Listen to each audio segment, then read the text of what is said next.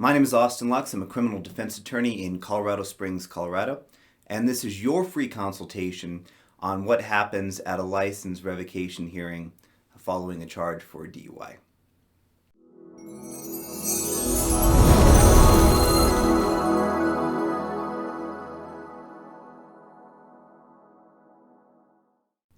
In Colorado, it's the Department of Motor Vehicles that decides what happens with your license following a charge for DUI. Most people think that this is all wrapped up into the criminal court case, and it's not. In fact, there can be opposite findings made in the Department of Motor Vehicles case that are different or even contradictory to what happens in the criminal case. So there are three different ways that your license can go about being suspended after a charge for a DUI.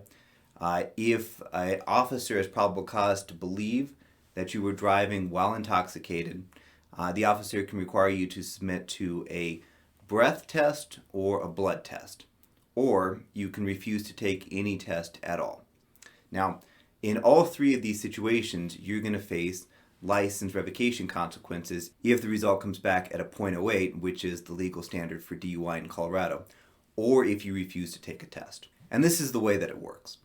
If you choose to take a breath test, the test will be completed that night, and the officer will immediately receive the results of the test. The test that's used here in Colorado is the Intoxilyzer 9000, and it prints off the results of the breath alcohol test along with some certification paperwork immediately upon completion. If you take a blood test, the test will be completed that night, but it won't be analyzed until a later date. So it'll still be normally 1 to 2 months before you get the blood test results back. And then if you refuse to take a test, then the officer will issue you a notice of revocation there that night as well.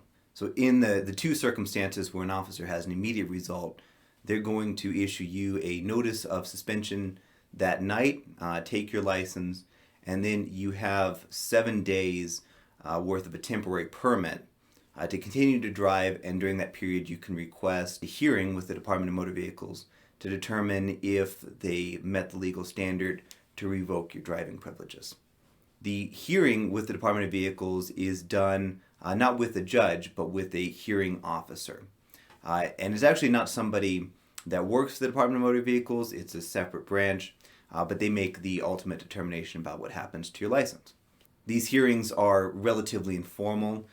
They're frequently done over the phone. The rules of evidence are relaxed, and the burden of proof at the hearing is a preponderance of the evidence, meaning that it is more likely than not that what's being alleged occurred, which is far different from the criminal case where the prosecutor is held to the burden of proving a case beyond a reasonable doubt.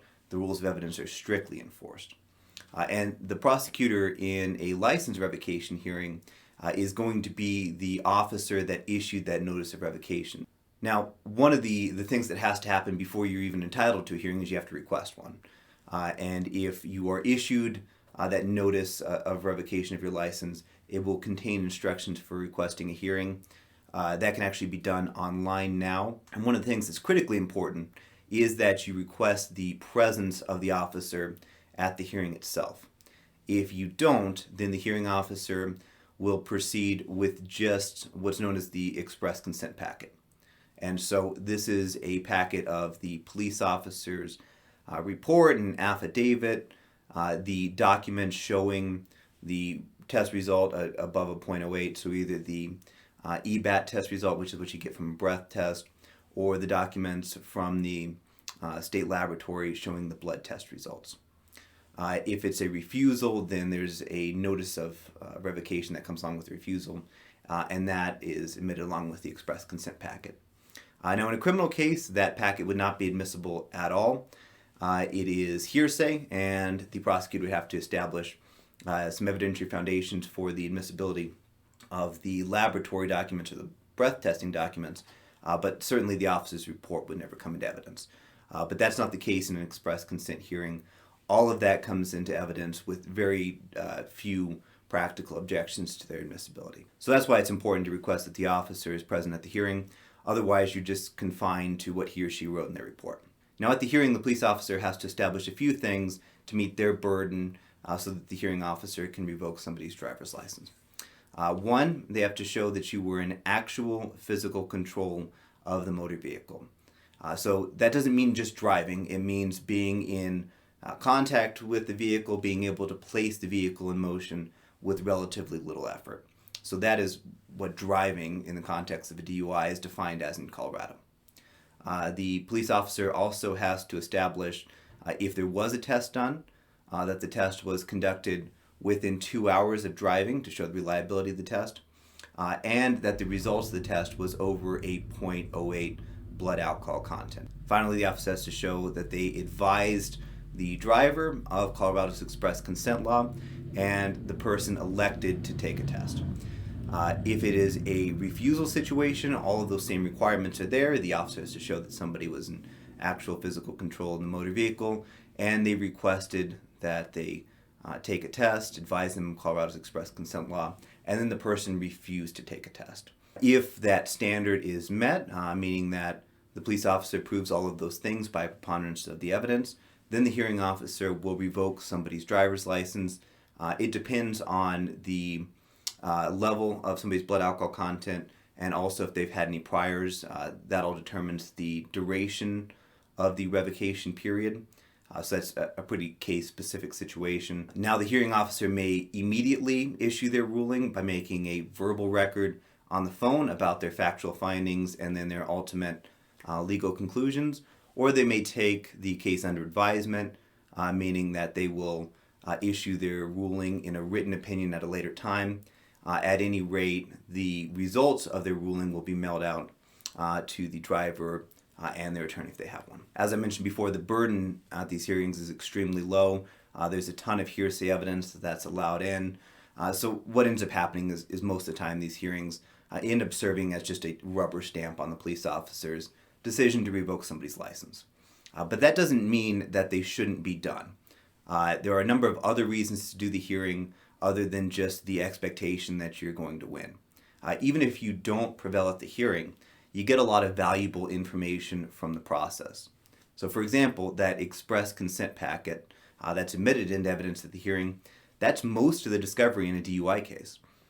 So most of the reports, the lab results, everything that the prosecutor is going to rely on in the criminal case, you get that far ahead of time in the express consent administrative hearing. That's useful because most of criminal law is about information. If you've got complete information and you get it early, you've got a much better chance at mounting a successful defense. Also, there's always the chance that the police officer doesn't show up to the hearing. And if you've requested the officer's presence and they don't appear, then the hearing officer dismisses the case. Finally, even if the officer does appear, it's a great opportunity to cross-examine that police officer about questions you have about the case or about information that may lead to a successful motions argument later on in the criminal case or a good defense at trial. And you can go out and get transcripts of the police officer's testimony and impeach them with it at a later date if that becomes necessary. These aren't hearings where prosecutors usually attend, so that kind of information is unique in that it is typically exclusively in the defense's possession. The prosecutor may not know that the officer testified about something inconsistent with their report or body-worn camera footage later on. So that's the overview of what happens at a license revocation hearing following a DUI. My name is Austin Lux. I'm a criminal defense attorney in Colorado Springs, Colorado. I believe in the Constitution, and I want you to know your rights and the law.